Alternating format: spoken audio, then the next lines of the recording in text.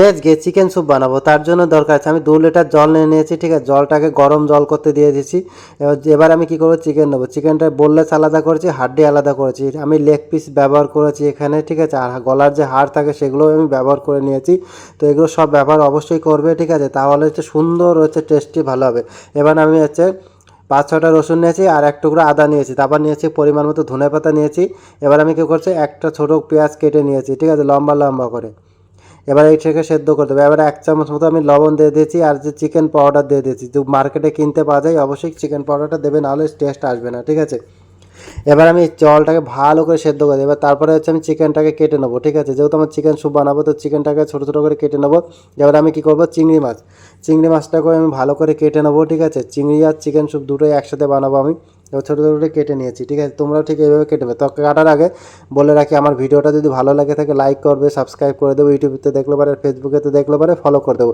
এবার আমি কী করছি, দুটোই এবারে নিয়ে নিয়েছি। দেখো ছোটো ছোটো করে নিয়েছি। এবার যে ভিনেগার দেবো। ঠিক আছে, 1 চামচ মতো ভিনেগার দিয়ে হাতের সাহায্যে ভালো করে মিক্স করে নেবো। ঠিক আছে, হাতের সাহায্যে ভালো করে মিক্স করে নিলাম। এবার আমি কী করবো, এটাকে ভালো করে ফ্রাই করে নেবো। এবার আমি পরিমাণ মতো তেল দিয়ে দিয়েছি। ঠিক আছে, 1 চামচ মতো তেল দিয়ে ভালো করে এটাকে ভেজে নেবো। লাল লাল করে ভাজার দরকার নেই, মানে মিডিয়াম ভাজলেই হবে। ঠিক আছে, দেখো কাঁচা গন্ধ। এবার আমি কী করবো, মাশরুম দিয়ে দেবো। ঠিক আছে, মাশরুম দিয়ে দিয়েছি। ঠিক আছে, এবার 1 চামচ মতো মাশরুম দিয়ে দিয়েছি। এবার আমি কী করবো, গাজর দিয়ে দিয়েছি পরিমাণ মতো। ঠিক আছে, এবার আমি সয়া সস দিয়ে ভালো করে এটাকে আবার মিক্স করে নেবো। ঠিক আছে, তারপর যে সস দিয়ে ডার্ক সয়া সস দিয়ে দিলাম। ঠিক আছে, ডার্ক সয়া সসটা অবশ্যই দিয়ে দেবে।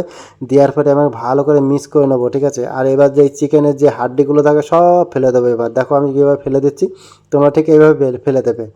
এবার আমি জলটাকে ছেনে এই স্যুপের মধ্যে দিয়ে দেবো। ঠিক আছে, যেটা এখন বানালাম। এবার আমি কী করবো, অল্প দিয়েছি 1 চামচ সুগার দিয়েছি, আর এবার দিয়েছি কালো মির্চি পাউডার দিয়ে দিয়েছি। ঠিক আছে, এবার হচ্ছে ব্ল্যাক পেপার দিলাম। ব্ল্যাক পেপার দিয়ে ভালো করে মিক্স করে এবার কর্নফ্লাওয়ারের জল দেবো এর মধ্যে। তার জন্য 2 চামচ কর্নফ্লাওয়ারের জল নিয়ে নিয়েছি। ঠিক আছে, 2 চামচ কর্নফ্লাওয়ারের জল নিয়ে নিয়েছি। এবার আমি যে উপরে যে কালো কালো দেখতে পাচ্ছি, এগুলো কী করবো, তেলটাকে আমি ফেলে দেবো। ঠিক আছে, স্যুপের মধ্যে তেল থাকলে স্যুপ খেতে ভালো লাগে না। ঠিক আছে, আমি যেভাবে বের করে দিয়েছি, তোমরা কি এইভাবে বের করে দেবে। ঠিক আছে, দেখো স্যুপের কালারটা কত সুন্দর চলে এসছে, আর স্যুপ খেতে অসাধারণ লাগে। ঠিক আছে, আর ঠান্ডার সময় স্যুপ ভালো লাগবেই না কেন। দেখো আমার স্যুপটা অলমোস্ট রেডি। এবার আমি কী করবো, যে কর্নফ্লাওয়ারের জলটা ছিল, সেই কর্নফ্লাওয়ারের জলটা এর মধ্যে দিয়ে দেবো। ঠিক আছে, কর্নফ্লাওয়ার জলটা এর মধ্যে দিয়ে দিলাম। দেখতে আস্তে আস্তে দিতে থাকবে। ঠিক আছে, একবারে দেবে না। ঠিক আছে, একবার দিলে মানে ভালো হবে না। ঠিক আছে, একবার দিতে যাবেই না একদম।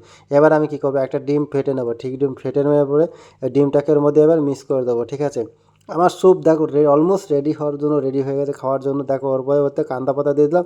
খেতে অসাধারণ লাগে। ভিডিওটা ভালো লাগলে লাইক করবে, শেয়ার করবে, আর আমার ভিডিওটা দেখার জন্য অনেক ধন্যবাদ।